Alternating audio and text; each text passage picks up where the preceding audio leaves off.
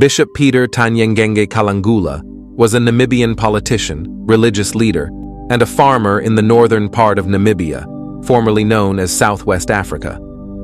Kalangula was born on 23 December 1926 at Omafo in the northern part of Namibia, descendant from Mwandingi Kalangula, Yakamati Kahamupapula, who fought alongside the former king of Ukwanyama, Mandume Yandemufayo, during the Battle of Oihole. Peter originated from one of the biggest clans, Nhililewanga, of the Kwanyamas, which shares royalty to the tribe and stretches all the way into Angola. After losing his father at a tender age, he was adopted by his uncle in Angola, which taught him the life of a cattle herder and crop farmer. Peter Kalangula was recalled to Namibia for his baptism and initiation to Christianity, a move which created an interest by the leadership of the church unto the young Kalangula. Started his education via the then church at Odibo's St. Mary Mission, where he studied through correspondence and started teaching at various schools, and as a result met a woman by the name of Miss Martha Napembe, whom he married later in August 1950. Subsequently, years after, he joined the administration of the government of the time as an interpreter at Oshikango. Kalangula left the administration later to further his studies in religion, and immediately started pointing out the maladministration in the church day-to-day activities.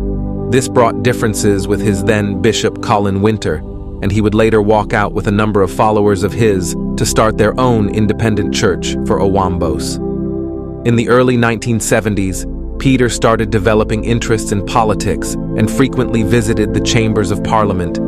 This led him to join the National Democratic Party, NDP, a party which was representing the Owambo people in the northern part of Namibia.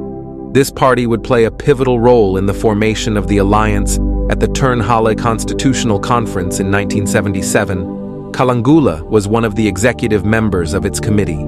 Through Democratic Turnhale Alliance, DTA, he was accorded a role in the National Assembly as a Minister of Works in 1977, and later a Minister of Education in 1978.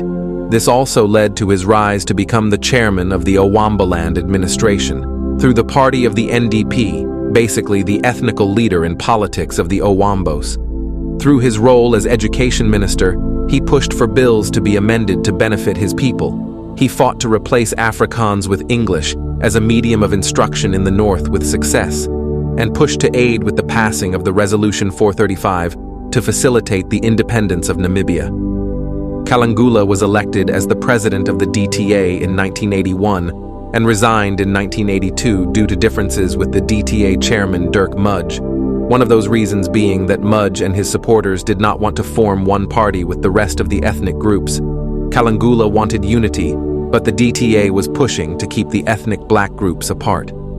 After his walkout on the DTA, he formed his political party called Christian Democratic Alliance for Social Justice, CDA, and he remained the chairman of Owambaland administration until national election in 1989 and the independence of Namibia.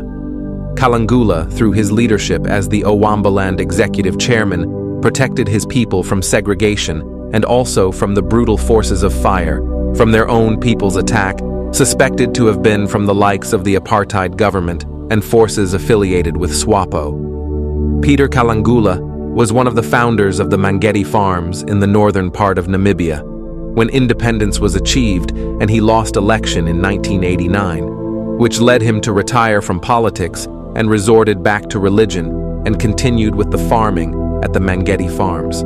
According to Nelson Tuhafeni Kalangula in the book titled A Namibian of Stature, which is yet to be published, Peter Tanyengenge Kalangula died on the 20th of February 2008 after a short illness of kidney failure, having survived many assassination attempts from both SWAPO affiliates and the then apartheid administration, makes him a force to be reckoned with, as he has chosen to stay in his country while other liberators chose the approach of fleeing and fought from far in the neighboring countries.